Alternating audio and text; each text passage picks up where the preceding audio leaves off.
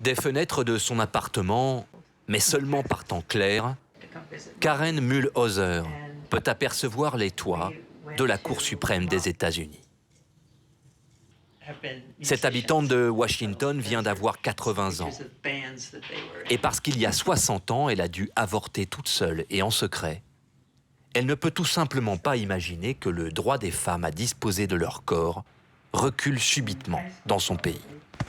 Any case, I was looking for pictures and I couldn't find any when I did that silly thing.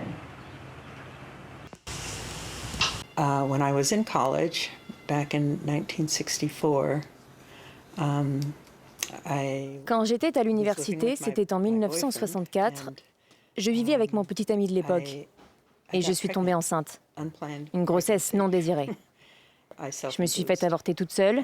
J'ai cru que ça avait marché sans problème. Et donc, je suis montée dans un bus pour retourner à l'université. Mais arrivée au terminus, je me suis effondrée, inconsciente. Je me suis réveillée dans le bureau de la gare routière, dans une mare de sang.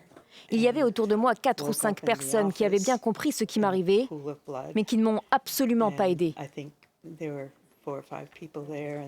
Ils m'ont tout simplement regardé changer de vêtements et m'en aller.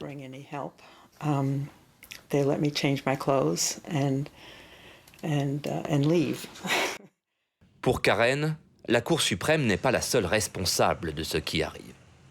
Le combat pour le droit des femmes devrait d'abord être une affaire de jeunes électeurs.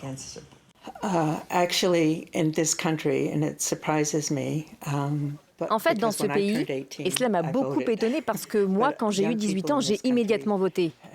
Mais les jeunes de ce pays votent très peu. Peut-être à peine 20% des jeunes en âge de voter le font.